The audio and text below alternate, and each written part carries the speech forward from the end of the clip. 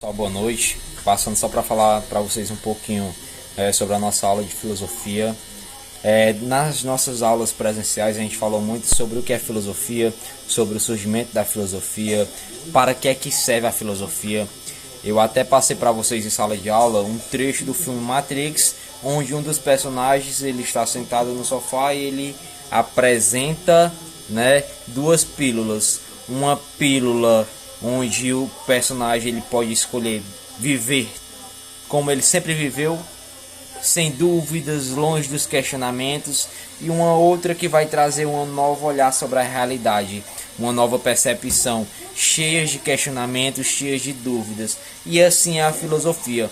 Uma vez escolhendo-a, você passa a fazer parte de um novo mundo, de um novo grupo. Agora você é um filósofo, agora você é um questionador. E esse questionamento ele não morre, ele continua. O mundo que a gente conhece hoje, ele não é fruto das respostas, ele é fruto das perguntas, dos porquês. E a filosofia tem um papel importantíssimo nisso, tá certo? Então, hoje a gente vai começar um conteúdo novo chamado mitologia. A mitologia ela vai ser a base do surgimento da filosofia, tá certo? A mitologia, hoje em dia, ela ganhou novo significado. Percebam que todas as palavras que são muito antigas, com o passar do tempo, elas vão ganhando novos símbolos, novos sentidos. E o mito não é diferente. Por ser uma palavra muito antiga, com o passar do tempo, ela sofreu esses novos significados, essas novas significações, tá certo? Então, o mito, quando surgiu, ele surgiu como sendo uma forma de entender e explicar o mundo. Então eu posso entender a mitologia como uma forma de entender e explicar a realidade, a minha realidade, a realidade da minha civilização. Tanto é que a gente vai ter alguns mitos muito famosos, alguns tipos de mitos muito famosos. A mitologia grega, que vai ser a principal, a mitologia nórdica, a mitologia egípcia e a mitologia asteca. Esses são os 4 tipos de mitologias que vão, digamos assim, dominar as explicações sobre o mundo. Muitas delas, ou melhor, todas elas, em alguns pontos, elas vão meio que se completar. Porque, querendo ou não, falam quase a mesma história com outros personagens, tá certo? Vocês vão entender mais a fundo com o passar das aulas o que eu estou tentando dizer para vocês aqui. Mas vamos lá, recapitulando. O conceito de mito é uma explicação visando entender e compreender a realidade, tá certo?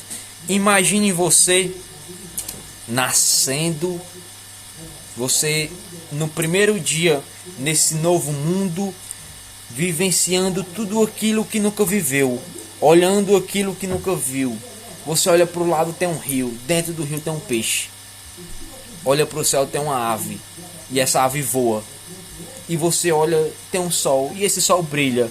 E você olha para lá e tem uma lua, e fica escuro, e fica dia, e chove, e esquenta, e chove de novo. E tem árvores, e tem animais que andam, e tem animais que ficam em árvores, e tem animais que rastejam. Por que que isso acontece? E venta, entende? Então, o homem sempre buscou explicar as coisas, sempre buscou dar sentido às coisas. E essa primeira explicação sobre o mundo é a mitologia, sobretudo a mitologia grega. Eu vou contar para vocês agora uma historinha bem rápida de como a mitologia grega vai explicar a origem do mundo. No início, só existia o deus Caos, e o Caos era escuro, muito escuro. E ele viveu solitário por muito tempo. Muitos e muitos séculos. Até que um dia, cansado de estar sozinho, o deus Caos vai e cria a Gaia, ou Mãe Terra. Gaia é a mesma coisa que Terra, tá certo? E esse Caos vai e cria a Gaia para fazer companhia para ele. Vai criar a Terra. E ele vai e cria o Tártaro, que pra gente é o inferno. E ele coloca esse inferno bem nas profundezas, bem no centro de Gaia, bem no centro da Terra. é tão fundo, tão profundo, que se você da superfície de Gaia soltasse um objeto, ele demoraria 9 dias para chegar ao centro, ao Tártaro, ao inferno. E ele cria a noite, e ele cria o céu. O céu, um dos deuses mais bonitos, o deus Urano. E a Gaia, a mãe Gaia, se apaixona pelo deus Urano, e ele tem vários filhos, 12 filhos para ser mais preciso. E 6 deles são titãs, são deuses fortes, bonitos, parecidos com os humanos. E esses deuses nascem no interior de Gaia, nascem no Tártaro, nascem no inferno. E por isso eles têm um certo ar de maldade, pavor, e Urano tem medo deles, e por isso deixa eles lá no Tártaro, no inferno, por muito e muito tempo, porque ele tem medo que algum desses filhos o roubem ou tome o poder dele. Ele vai ter também mais 3 filhos que vão chamar de Ciclopes. Esses Ciclopes, eles vão ser os deuses do raio, do relâmpago e do trovão. E esses deuses, eles vão ter apenas um olho. E ele vai ter depois mais 3 filhos, que esses mais 3 filhos vão ser os mais diferentes de todos. Vão ter 50 cabeças e 100 braços. E eles vão ter muita força. E todos eles vão ficar aprisionados junto com os titãs dentro do Tártaro, dentro do útero da mãe Gaia, que é justamente o inferno. E a mãe Gaia vai sentir muita dor, e cansada de manter seus filhos presos, ela vai tramar uma forma de tirar o deus Urano do poder, do centro do universo. E ela vai tentar convencer os seus filhos. E nenhum tem coragem de desafiar seu pai. Apenas um titã vai desafiá-lo, que é o deus Cronos. Cronos pra gente significa tempo.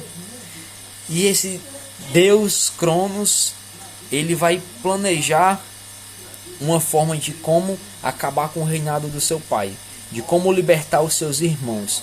E a sua mãe diz que a melhor forma é esperar o céu dormir e depois castrá-lo. E assim Cronos o faz. Quando ele castra o seu pai, ele vai derramar muito sangue sobre os céus, e daí vai nascer alguns outros filhos. E sangrando, o seu pai vai dizer, vai lhe amaldiçoar, na verdade, desejando que o que aconteceu com ele acontecesse também com Cronos. Eu o amaldiçoo, né? E Cronos libertou seus irmãos, castrou seu pai, e o mundo vive em harmonia. Vive em harmonia, e ele se apaixonou pela sua irmã. E ele vai ter alguns filhos com sua irmã. Porém, lembrando da maldição de seu pai, ele decide engoli-los. Sempre que a sua mulher e irmã tiver um filho, der à luz, ele vai tentar engoli-los, os filhos.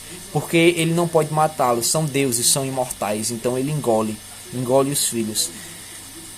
E no 6º filho, a mulher dele, cansada de entregar seus filhos para que ele engolisse, decide escondê-lo numa caverna bem no interior de Gaia. E esse filho vai crescer e vai cumprir a maldição. Esse filho, na verdade, é Zeus. E Zeus vai dar para seus irmãos que foram engolidos, né, cada um dos elementos da natureza. Zeus é o deus do raio, do trovão, e os seus irmãos, Poseidon, deus da água, Eros, do amor, enfim, Hades, do inferno. E assim a mitologia grega vai contar a história do mundo, o surgimento do mundo. Naquela época era a explicação aceita. Percebam que quando eu coloco uma explicação a partir de vários deuses, eu tenho uma autoridade. Eu não vou conseguir contestá-lo. Como é que você contesta um Deus? Não se pode contestar Deus, tá certo? Então, a mitologia, ela é uma forma de explicar e compreender a realidade de forma sobrenatural, ou seja, para além do mundo físico, a partir da crença de vários deuses. A gente vai ter a mitologia grega, a mitologia egípcia, a nórdica e a asteca, tá certo? Outra característica é justamente a fé. Quem acredita nessa mitologia é por conta da fé, é baseada na fé. A razão não tem espaço. E por isso não há espaço para questionamento, para dúvidas. Durante muito tempo, essa mitologia ela foi a forma de explicar e entender o mundo. Só que algumas pessoas, cansadas dessas explicações, começaram a se perguntar: e se não existe um Deus da Terra? E se não existe um Deus do céu? E se não existe um Deus da água, um Deus da sabedoria? Como eu posso explicar o mundo sem colocar Deus no meio? É aí que vai surgir a filosofia, a dúvida, o questionamento, a partir dessas explicações mitológicas, tá? Então aqui é só uma introdução, mais à frente a gente vai ter um pouquinho mais, porque senão o vídeo fica muito extenso.